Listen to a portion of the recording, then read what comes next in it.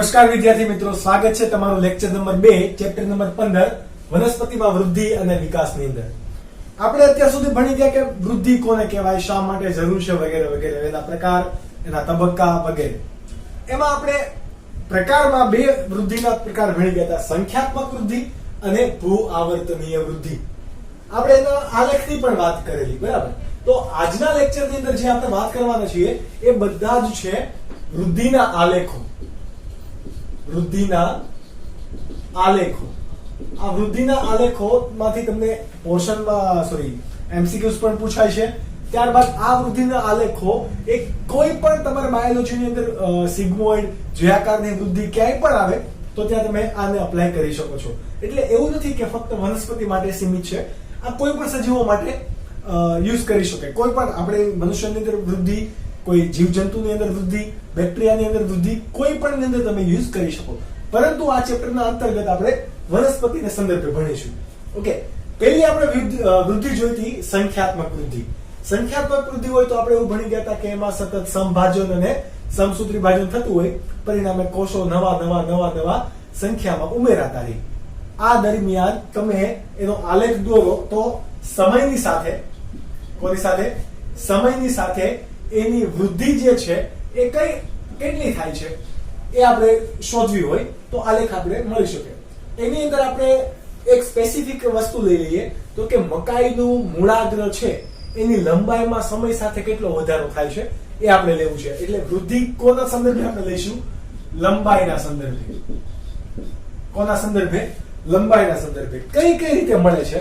માનો કે ટી સમયે આ ટી બરાબર 1 સેકન્ડ લઈ લો, અહીંયા 2 સેકન્ડ લઈ લો, 1 મિનિટ, 2 મિનિટ, 3 મિનિટ, તમે કલાકમાં લઈ શકો, કોઈ પણ. એટલે કોઈ પણ ચોક્કસ સમયે મકાઈના મૂળાગ્રની અંદર એટલી વૃદ્ધિ થઈ છે, પછી બીજા સમયે કંઈક એટલી થઈ છે, ત્રીજા સમયે કંઈક એટલી થઈ છે, એટલે ચોથા સમયે કંઈક એટલી થઈ છે, પાંચમા સમયે આટલી વૃદ્ધિ થઈ છે.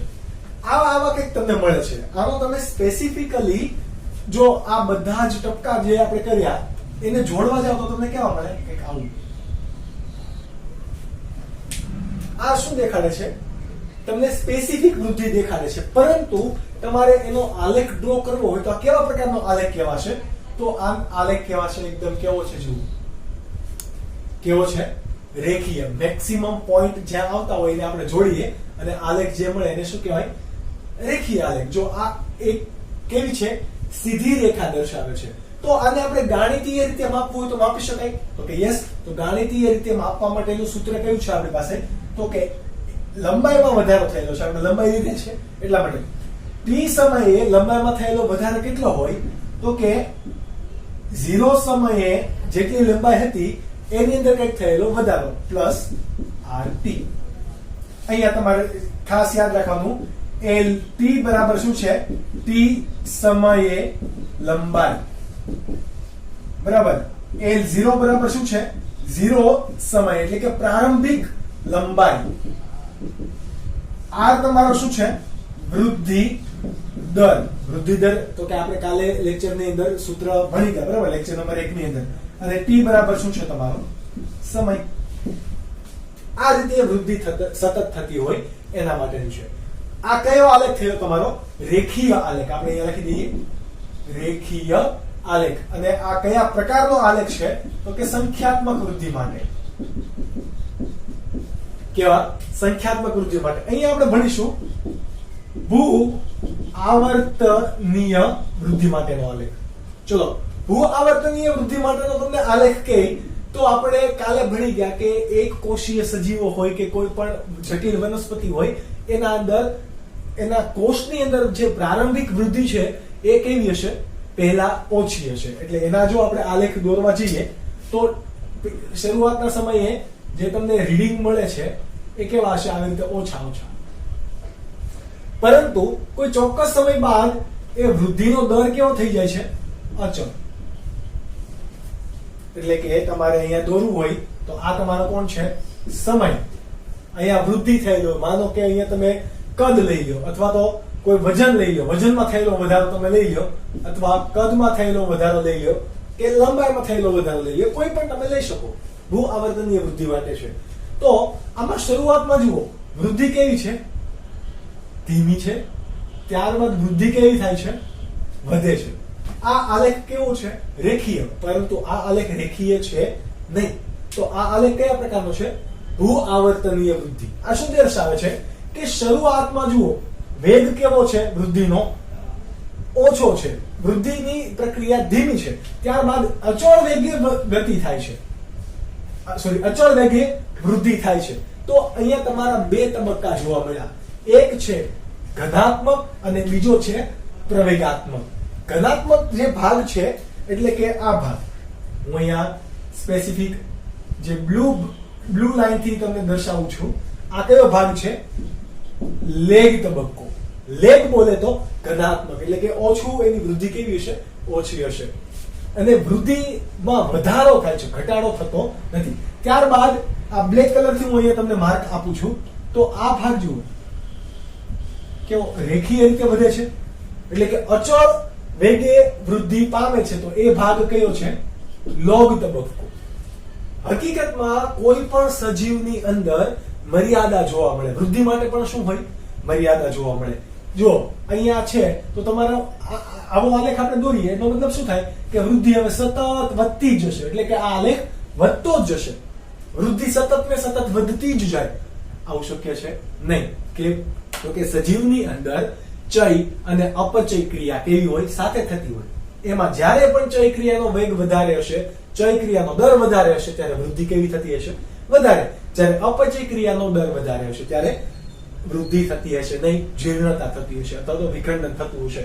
ઓકે, તો વાસ્તવમાં આ ભૂ આવર્તનીય આલેખ કોઈ સજીવની અંદર દર્શાવી ના શકાય. હા, ચોક્કસ સમય માટે દર્શાવી શકાય, પરંતુ એની લાઈફ ટાઈમ માટે આ આલેખ દર્શાવી શકાય નહીં. કેમ? તો કે વૃદ્ધિ પર ઘણા બધા પરિબળો અસર કરતા હોય, જેમ કે પાણી, ઓક્સિજન, પોષક માત્રા, તાપમાન, પોષક માત્રાની અંદર ઉત્સેચકો, અંતઃસ્રાવ, ઘણા બધા ઘટકો એની અંદર આવી ગયા. બરાબર. ત્યારબાદ સૂર્યપ્રકાશ. આ બધા જ અસર કોને કરતા હોય? વૃદ્ધિને અસર કરતા હોય. તો આ બધા જ પરિબળો એને પૂરેપૂરા લાઈફ ટાઈમ મળી રહે આવું પોસિબલ છે નહીં. તો એટલા માટે આલેખ તમને કેવો મળશે? સિગ્મોઇડ. કેવો આલેખ? સિગ્મોઇડ. સિગ્મોઇડ બોલે તો એસ આકારનો આલેખ. જુઓ, આ હકીકતમાં આટલો ભાગ આપણે મેન્શન કરીએ તો આ કયો છે? ભૂ આવર્તનીય આલેખ. પરંતુ વૃદ્ધિ માટે અસર કરતા પરિબળોની માત્રા કેવી છે? સીમિત માત્રામાં છે, લિમિટેશન છે. કોઈ પણ પ્રકારે વૃદ્ધિમાં શું આવે? એના ઉપર અસર કરતા પરિબળો એના ઉપર રોક લગાવે. જો તો શું થઈ જાય? વૃદ્ધિ ઘટે છે. વૃદ્ધિ ઘટે અને એક તબક્કો એવો આવે કે જ્યાં વૃદ્ધિ કેવી થઈ જાય છે? હવે સ્થાયી વૃદ્ધિ થતી નથી. જેમ કે તમે કોઈ એવો આલેખ, તમે એક એક્ઝામ્પલ લઈ લો કે પૃથ્વી પર સજીવોની વૃદ્ધિ ક્યાં સુધી થશે? મનુષ્યોની વૃદ્ધિ ક્યાં સુધી થશે? તો કે જ્યાં સુધી એને ખોરાક, પાણી આ બધું મળી રહી છે, સુરક્ષા મળી રહી છે ત્યાં સુધી, પ્રજનન કરવા માટેના એને સ્ત્રોત મળી રહી છે ત્યાં સુધી મનુષ્યની વૃદ્ધિ થશે ને. પછી પૃથ્વીની પણ એક લિમિટેશન છે. પૃથ્વીની લિમિટેશન આવી ગઈ કે આની હદ કરતા વધારેના લોકોને અમે પૃથ્વી ખોરાક નહીં પૂરું પાડી શકે, તો એ લોકો મરશે. એટલે ત્યાંથી વૃદ્ધિ નહીં થાય. આ એની શું આવી ગઈ? મર્યાદા. મર્યાદા પછી વૃદ્ધિ થાય નહીં. એટલે કે મર્યાદા આવી ગઈ. તો કેમ મર્યાદા આવી? તો કે આપણી વૃદ્ધિ કરવી હોય તો આપણે પણ કોઈક બીજા ઉપર આશરો રાખીએ છીએ, જેમ કે ખોરાક, પાણી, આ આપણા માટે, અને હા ઓબ્વિયસલી ઓક્સિજન પણ, આ બધા જ આપણા વૃદ્ધિ માટે અસર કરતા પરિબળો છે. તો અહીંયા પણ કોઈ પણ સજીવોની વૃદ્ધિ થતી હોય તો એનો આલેખ કેવો હોય? સિગ્મોઇડ પ્રકારનો આલેખ મળે. તમને એમસીક્યુ માં પૂછાય કે કયા પ્રકારનો સજીવ આલેખ વધારે માત્રામાં દર્શાવે, તો કયો? સિગ્મોઇડ આલેખ. બરાબર. આ આલેખને તમે કેવો આલેખ કહી શકો? જે આકારનો આલેખ કહી શકો. કેમ? તો કે આને કોમન આવી રીતે ઘણી વખત દર્શાવાતો હોય. આ પ્રકારે. બરાબર. પરંતુ આ આલેખને તમે વાસ્તવિકમાં જુઓ તો આ પ્રકારના આલેખ તરત જ નીચે પડતા હોય. આવા તમે ભણી ગયા છો કે ચોમાસાની અંદર નાના નાના ફૂદા થાય, મકોડા થાય, અત્યારે તીડનો પણ હુમલો ઘણો બધો થાય છે. તો એની સંખ્યા પુષ્કળ માત્રામાં વધે. પુષ્કળ માત્રામાં તાત્કાલિક વધી જાય અને તાત્કાલિક મરી પણ જાય. જોજો, ઘરે 7 વાગે સાંજે મકોડા અથવા તો એવા કીડા આવી ગયા હોય તો એની વૃદ્ધિ અચાનક ખૂબ વધી જાય અને થોડીક વારમાં જ કેવા થઈ જાય? નાશ પામી જાય. તો એની આ પ્રકારની વૃદ્ધિ હશે, પરંતુ એ આપણે અત્યારે ધ્યાનમાં લઈશું નહીં. આપણે જે લાંબુ જીવે છે એના માટેની વાત કરીએ છીએ. તો એના માટેનો આલેખ કેવો મળશે તમને? સિગ્મોઇડ. આ આલેખને કેવો કહેવાશે? સિગ્મોઇડ વક્ર, અથવા તો એને કહેવાય એસ વક્ર. એસ ફોર સિગ્મોઇડ, અને આનો આકાર પણ કેવો છે? એસ. અને આના ઉપરથી એને કહેવાનું છે સિગ્મોઇડ. આ વૈજ્ઞાનિક ચાપ નામના એક વૈજ્ઞાનિક હતા, સાચ નામના વૈજ્ઞાનિકે 1873 ની અંદર આ વસ્તુ શોધેલી કે કોઈ પણ સજીવો હોય તો મોટા ભાગના સજીવો સિગ્મોઇડ પ્રકારની વૃદ્ધિ દર્શાવે છે. ચલો, હવે ગાણિતીય આપણે વિધેય આપી દીધું. તો આ ભૂ આવર્તનીય માટે પણ ગાણિતીય વિધેય છે. તો કે યસ, તમે જુઓ, આ પ્રવેગાત્મક એટલે કે લોગ તબક્કો છે. લોગેરિધમમાં એ વધે છે, એટલા માટે તમારે જો કોઈ પણ t સમયે વૃદ્ધિ માપવી હોય તો એ કોના ગુણાંકમાં હશે? પ્રારંભિક સમયના ગુણાંકમાં. બરાબર. આ તમારો શું છે? wt, એટલે કે t સમયે થયેલી વૃદ્ધિ. આ w0 શું છે તમારું? તો કે પ્રારંભિક વૃદ્ધિ, અથવા તો પ્રારંભિક સમયે જે પણ વૃદ્ધિ તમે માપેલી છે એટલા માટે. આ જુઓ, L0 અને W0 પ્રારંભિક સમય માટેનું લીધું. કેમ? તો કે આપણે પહેલા લેક્ચરમાં ભણી ગયા કે કોઈ પણ વૃદ્ધિ જે છે એ કેવી છે? તુલનાત્મક અભ્યાસ દ્વારા આપણે એને માપી શકાય, નહીં કે સાપેક્ષ વડે અને તુલનાત્મક વડે માપી શકે.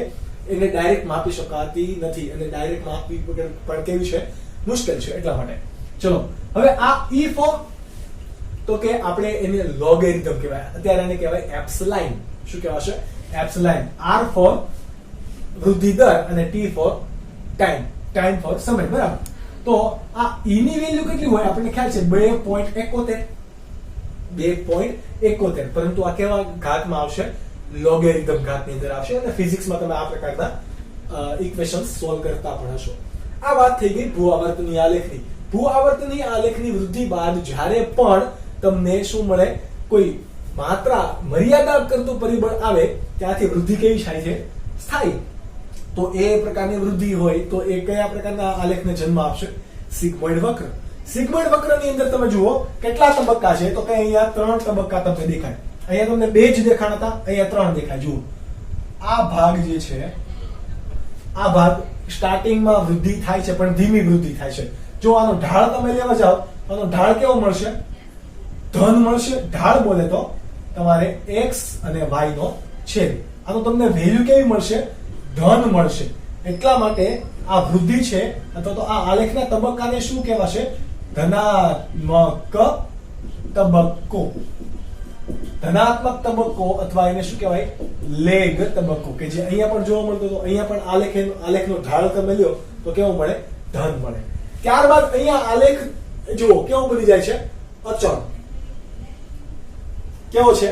અચળ. તો આ ભાગને અચળ વગે ગતિ કરવું એટલે કે લોગેરિધમમાં ભાગ ગતિ કરશે. બરાબર. એના લોગના ઘાતાંકમાં ગતિ કરશે. એટલા માટે લોગ હોવાથી આને કેવો કહેવાશે? પ્રવેગાત્મક તબક્કો. જે અહીંયા પણ છે લોગ તબક્કો, એ અહીંયા પણ છે લોગ તબક્કો. હવે આ લોગ તબક્કા પછી આ ભાગ તમે જુઓ, ત્યાં વૃદ્ધિનો ઢાળ તમને કેવો મળશે? આ ભાગ જો વૃદ્ધિ ઘટે છે કે વધે છે? તો વૃદ્ધિ ઘટે છે. તો એ ઢાળ તમને કેવો મળશે? ઋણ. તો આ માટે જે આ ભાગ છે એ તબક્કાને શું કહેવાશે? ઋણાત્મક તબક્કો. અને ત્યારબાદ આ ભાગ, ત્યાં જુઓ t સમયે, આ સમય છે તમારો, સમય રેખા છે, આ વૃદ્ધિ છે. તો વૃદ્ધિ કેવી થઈ ગઈ? જુઓ, અચળ થઈ ગઈ, વૃદ્ધિ સ્થાયી થઈ ગઈ. તો આ તબક્કાને શું કહેવાશે? સ્થાયી તબક્કો.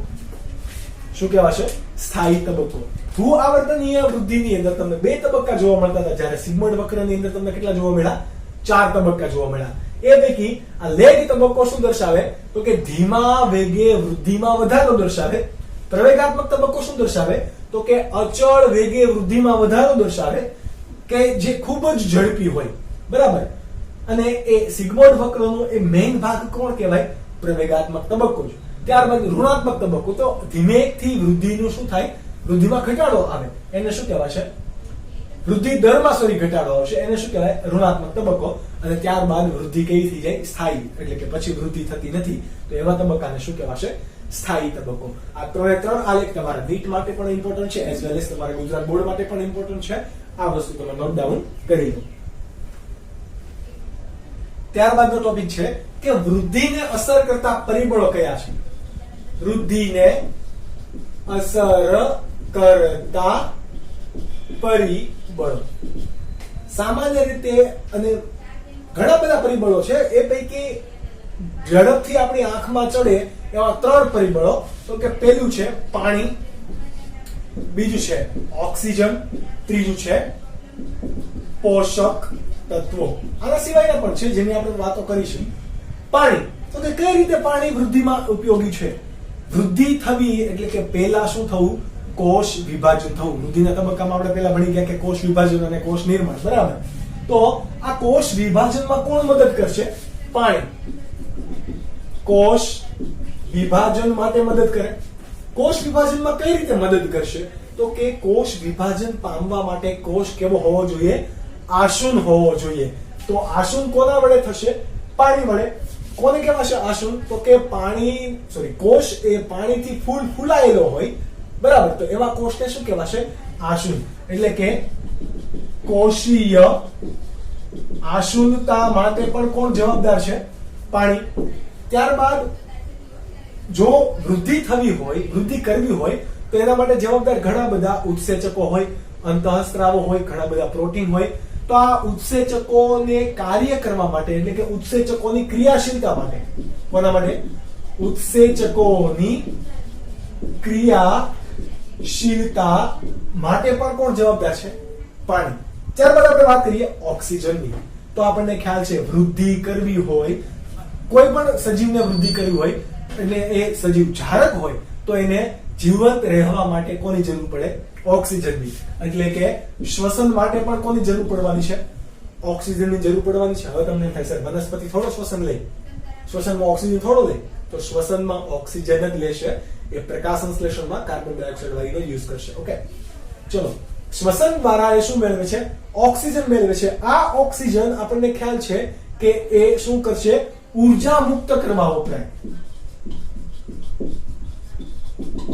શા માટે વપરાશે? ઉર્જા મુક્ત કરવા, નવા સ્ટ્રક્ચર બનાવવા. એ બધા માટે કોણ જવાબદાર છે? ઓક્સિજન જવાબદાર છે. ચલો, ત્યારબાદ છે પોષક તત્વો. પોષક તત્વો એટલે કે અહીંયા તમારા કોણ કોણ? આવશ્યક, પછી બિન આવશ્યક, ત્યારબાદ લઘુ પોષક તત્વો, ગુરુ પોષક તત્વો. આ બધાની હાજરી કેવી છે? આવશ્યક છે. અને આ પૈકી તમે ભણી ગયા ચેપ્ટર નંબર 12 ની અંદર ખનિજ પોષણની અંદર કે તમારે કેલ્શિયમ છે, મેગ્નેશિયમ છે, આ બધા ઘટકો એ દ્વિતીય કોષ દિવાલમાં, ક્યાંક કોષ વિભાજનમાં મદદ કરે છે, ક્યાંક ત્રાકતંતુના રચનામાં મદદ કરે છે. તો બધા જ ઘટકો ક્યાં તમને યુઝફુલ થશે? વૃદ્ધિ પામવા માટે. જો આ પૈકી કોઈ પણ ઘટક નહીં હોય તો વૃદ્ધિની અંદર શું પહોંચશે? ખલેલ પહોંચશે. એટલા માટે પોષક તત્વો પણ કેવા છે? અતિ આવશ્યક છે. આ બેની સાથે ત્રીજો ઘટક પોષક તત્વો ખૂબ જ આવશ્યક છે. ત્યારબાદ આ પોષક તત્વો છે એ પ્રોટીનમાં, અંતઃસ્રાવના સંશ્લેષણમાં પણ મદદ કરશે. આ બધા ક્રિયાશીલતામાં, પાણી ક્રિયાશીલતામાં મદદ કરશે, જ્યારે પોષક તત્વો છે એ સંશ્લેષણમાં મદદ કરશે. કારણ કે તમારું પ્રોટીન છે એ એમિનો એસિડનું બનેલું હોય અને એમિનો એસિડના કેન્દ્રમાં પણ કોણ હોય? તો કે એમિનો ગ્રુપ. એમિનો ગ્રુપ એટલે કે નાઇટ્રોજન અને હાઇડ્રોજન. તો નાઇટ્રોજન પોષક તત્વ પણ અહીંયા હાજર હોવું જોઈએ. તો આ પોષક તત્વોની વાત થઈ ગઈ. ત્યારબાદ છે તમારું તાપમાન. આપણને ખ્યાલ છે કે ચોક્કસ તાપમાને અથવા તો ઇષ્ટતમ પરિસ્થિતિમાં જ ચોક્કસ ઉત્સેચકો છે કે અંતઃસ્ત્રાવો છે એ બધા સક્રિય હોય. એનાથી વધારે તાપમાને એ બિન સક્રિય બનશે અથવા તો વિનૈસર્ગીકરણ પામી જશે. ઓછા તાપમાને નિષ્ક્રિય રહેશે. એટલે માટે ઉત્સેચકોને જો કામ કરવું છે તો ચોક્કસ તાપમાને જ થશે. જેમ કે પ્રકાશ સંશ્લેષણ કેમ રાત્રે નથી થતું? કારણ કે એનામાં એવું નથી કે એને પ્રકાશની હાજરીની જરૂર છે. તમે CAM વનસ્પતિ પણ ભણી ગયા, પરંતુ એ બધામાં કોણ કાર્ય કરતું હતું? ઉત્સેચકો. આ ઉત્સેચકો ચોક્કસ ઇષ્ટતમ તાપમાને જ કાર્ય કરતા હોવાથી તાપમાનની હાજરી પણ કેવી છે? આવશ્યક. જો તાપમાનની અંદર કોઈ અસંગતતા આવી, અસંગતતા એટલે કે તાપમાનમાં વધારો અથવા તો તાપમાનમાં તીવ્ર ઘટાડો, આવું કોઈ પરિબળ અથવા તો આવી કોઈ પરિસ્થિતિ છે તો તમારી વૃદ્ધિ બરાબર થશે નહીં અને જે નવા કોષો બનવાના છે એટલે કે નવી ઉત્તરજીવિતા આવવાની છે એની અંદર પણ શું પહોંચશે? હાનિ પહોંચશે. ત્યારબાદ છે ગુરુત્વાકર્ષણ પણ થોડો ભાગ ભજવે. કોણ ભાગ ભજવે? ગુરુત્વાકર્ષણ. ગુરુત્વાકર્ષણ છે, ત્યારબાદ છે સૂર્યપ્રકાશની હાજરી. તમે એવું ઘણા એવા છોડ જોયા હશે કે સૂર્યપ્રકાશ જ્યાંથી મળતો હોય એ તરફ એનો વિકાસ વધારે થાય, જ્યાં અંધકાર છે અથવા તો છાયડાવાળો વિસ્તાર છે તો ત્યાં એની વૃદ્ધિ એટલી બધી નથી થઈ, બરાબર. પરંતુ જ્યાં પ્રકાશ મળે છે એ દરમિયાન એ તરફ શું થાય છે? વધારે પડતું આવર્તન અથવા તો પ્રકાશાનું વર્તન દર્શાવે છે, એ બાજુ વધારે વૃદ્ધિ થાય છે. તો એ માટે પણ જવાબદાર કોણ છે? સૂર્યપ્રકાશની હાજરી. અને વૃદ્ધિ માટે પણ કોણ ભાગ ભજવશે? સૂર્યપ્રકાશની હાજરી. આ તમારા થઈ ગયા મુખ્ય 5 પરિબળો, તમે નોટ ડાઉન કરી લો. ત્યારબાદ છે આપણી પાસે વિભેદન કોને કહેવાય. આગળનો ટોપિક છે વિભેદન. વિભેદન કોને કહેવાશે? તો આપણે વૃદ્ધિના તબક્કામાં જો ગયા, પહેલો તબક્કો કે કોષ નિર્માણ અથવા તો કોષ વિભાજન પામવું, ત્યારબાદ એ વિભેદન પામશે. વિભેદન પામવું એટલે તમે ખાસ યાદ રાખો કે એની કોષ વિભાજનની ક્ષમતા કેવી કરશે? કોષ વિભાજન ક્ષમતા ગુમાવે. કોષ વિભાજન ક્ષમતા ગુમાવી કોઈ ચોક્કસ કાર્ય કરવા માટે કોષમાં શું થાય? તો કે રચનાત્મક ફેરફારો કેવા? રચનાત્મક ફેરફારો થઈ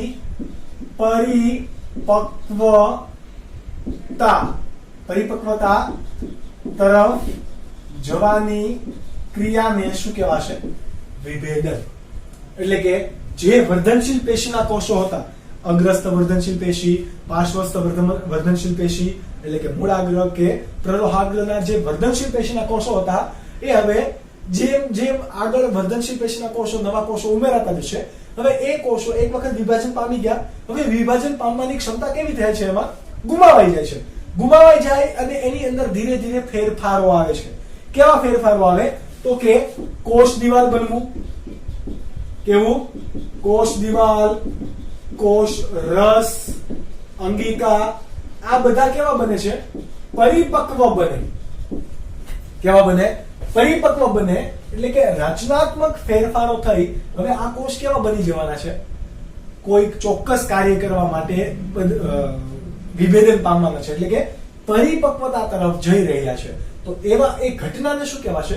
વિભેદન. ઇન શોર્ટ, કોઈ વર્ધનશીલ પેશીના કોષો વિભાજન ક્ષમતા ગુમાવી પરિપક્વતા તરફ જવાની ક્રિયાને શું કહેવાય? તો કે વિભેદન કહેવાય. આ દરમિયાન એની અંદર ઘણા બધા રચનાત્મક ફેરફારો થાય છે, જેમ કે કોષ દિવાલ, કોષ રસ, અંગિકા પરિપક્વ બનવી, આ બધાની અંદર ફેરફાર આવવા વગેરે વગેરે. અહીંયા તમે જુઓ, આપણે એક પેશીનું ઉદાહરણ લઈએ કે જેમાં વિભેદન થાય છે. તમારી પાસે છે જલવાહક પેશી. કઈ? જલવાહક પેશી. ચલો, જલવાહક પેશી એટલે તમને ખ્યાલ છે કે કેવી હોય? તો કે આવી. આ જલવાહક પેશીના કોષો હોય, વચ્ચેનું શું હોય? પોલાણ હોય અને એની દિવાલમાં નાના નાના છિદ્રો હોય, રાઈટ? આ જલવાહક પેશી છે. ચલો, પોલાણમાં પાણી હશે કે નહીં હોય? તો કે નહીં, પોલાણમાં પાણી નથી. કેમ? તો કે એ સમગ્ર જલવાહક પેશીના કોષો એક નલિકા માર્ગ રચીને જલવાહક પેશી બનાવે છે. તો વચ્ચેના કોષોની અંદર પાણી હોવાનું નથી. પરંતુ જ્યારે આ જલવાહક પેશીના કોષો બન્યા હશે ત્યારે તો પાણી હશે. ચલો, પાણી હશે તો હવે જલવાહક પેશી બનતી વખતે એટલે કે એ કોષો વિભેદન પામતી વખતે કયા કયા ફેરફારો દેખાશે? તો કે શું ગુમાવશે? પાણી ગુમાવે. પાણી ગુમાવવું ઇન ધ સેન્સ કે કોષ રસ ગુમાવશે. કોષ રસ ગુમાવે. ત્યારબાદ એની કોષ દિવાલ જે છે એ હવે શેની બનશે? તો કે સામાન્ય રીતે સેલ્યુલોઝની હતી, હવે એ લિગ્નો સેલ્યુલોઝની બનશે. શાની? લિગ્નો સેલ્યુલોઝ. લિગ્નો સેલ્યુલોઝ બોલે તો કે લિગ્નિન પ્લસ સેલ્યુલોઝ. તો લિગ્નિન પ્લસ સેલ્યુલોઝની હવે કોષ દિવાલ બની ગઈ. એટલે કે એની અંદર શું થયો? ફેરફાર આવ્યો. હવે આ કોષો એ વિભાજન પામતા હશે નહીં, એટલે વિભાજન પામવાની ક્ષમતા પણ ગુમાવી દીધી. કોષ વિભાજન નથી પામતી. હવે એ પરિપક્વ બની ગયા છે. કઈ ક્રિયા માટે? કોઈ ચોક્કસ કાર્ય માટે? તો કે હા. કોના માટે? તો કે પાણીના વહન કરવા માટે. પાણીનું વહન કયું કરશે? એક માર્ગી કે દ્વિમાર્ગી? એક માર્ગી. ક્યાંથી?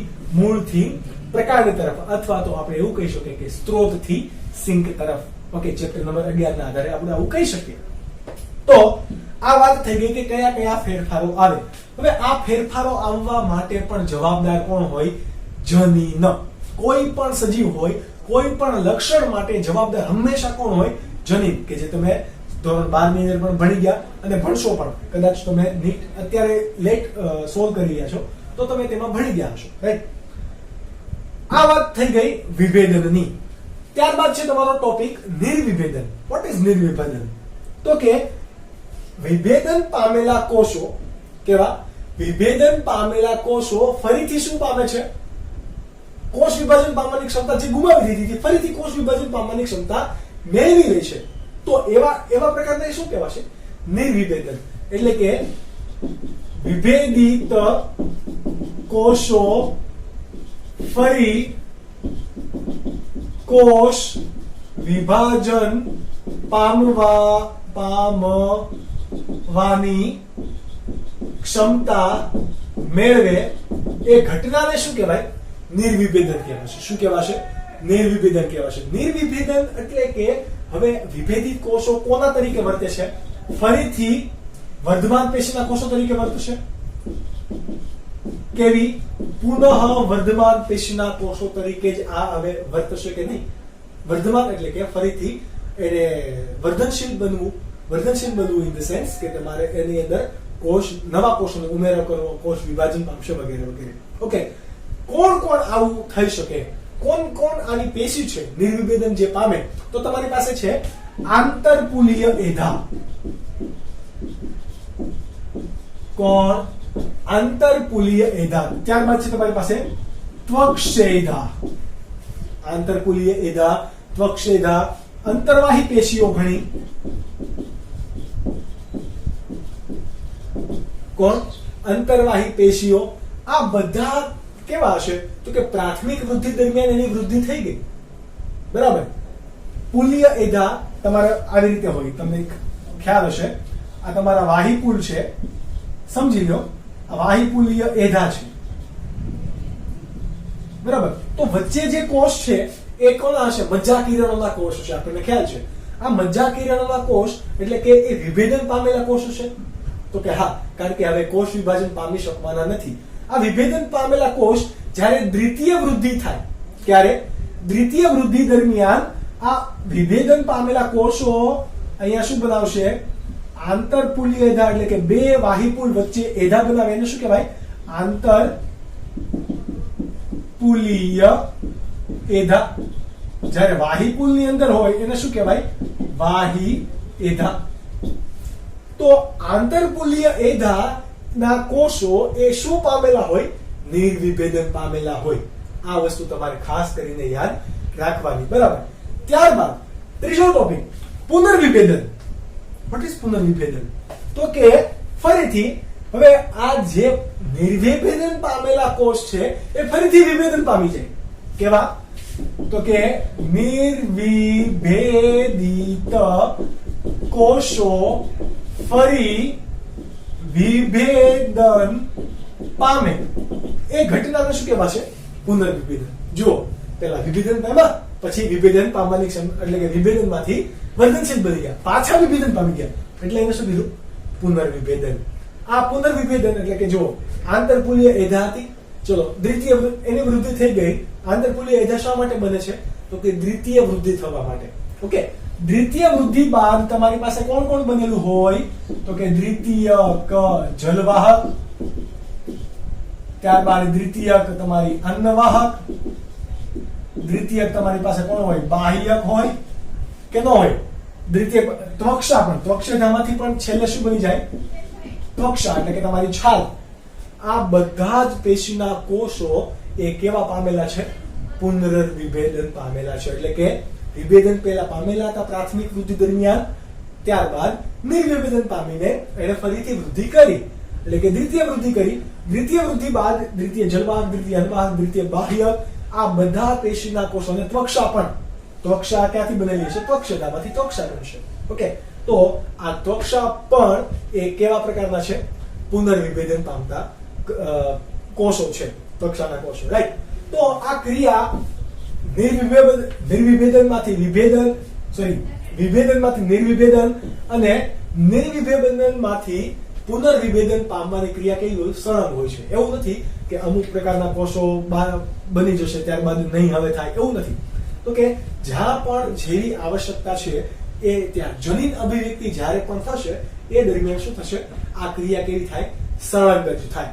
બરાબર. જેમ કે મૂળ છે, તો મૂળના તમને ખ્યાલ છે, આપણે કાલે પણ વાત કરી હતી કે મૂળના અગ્રીય વર્ધનશીલ પેશી અહીંયા હશે, ત્યારબાદ આ વૃદ્ધિ થાય એટલી તો અગ્રીય વર્ધનશીલ પેશીના કોષો અહીંયા હશે. આગળની બાજુ શું હશે? મૂળ તો હવે વૃદ્ધિ થઈ આટલું બની જાય છે, તો મૂળ તો કેટલા ભાગે છે? પરંતુ અહીંયાના ભાગે આ જે અહીંયા વધ્યું, પરિઘવર્તી ભાગે જે કંઈ પણ ભાગ વધ્યું એ કોણ બની ગયું? તમારું અધિસ્તર.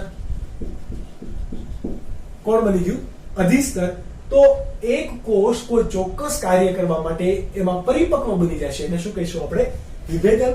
વિભેદન પામીને ફરીથી એ કેવા થઈ જાય? કોષ વિભાજન પામવાની ક્ષમતા મેળવે છે, તો એને કહેવાશે નિર્વિભેદન.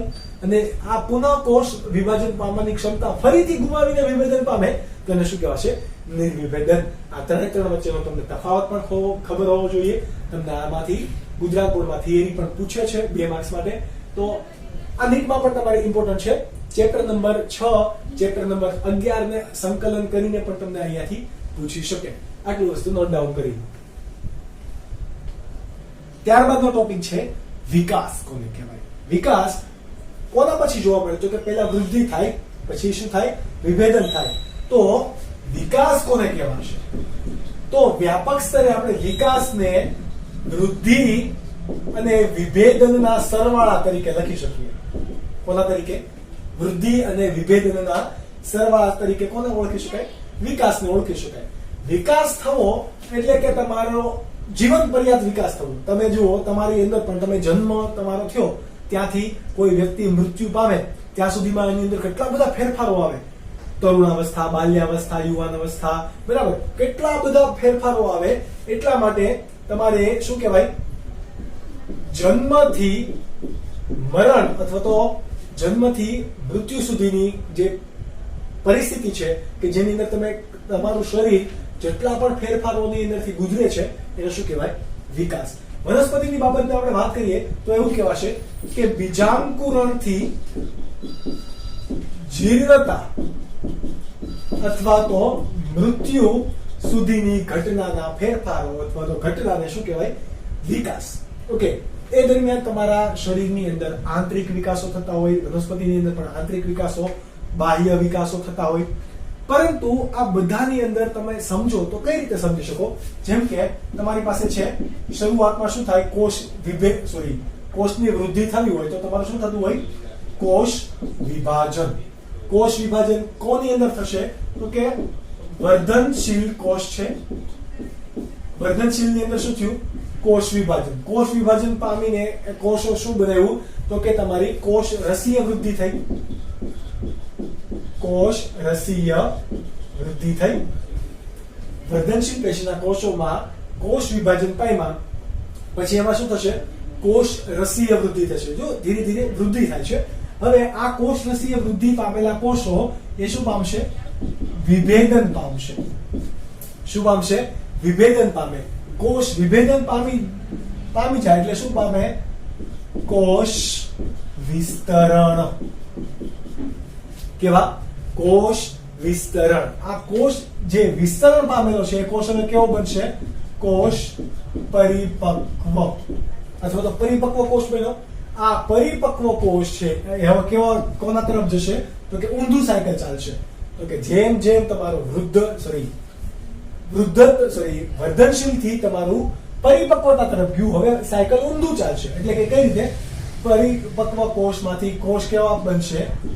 જીર્ણતા યુક્ત કોષ. ત્યારબાદ એટલે કે જીર્ણતા આવે ત્યારબાદ તમારા કોષ કેવા બને?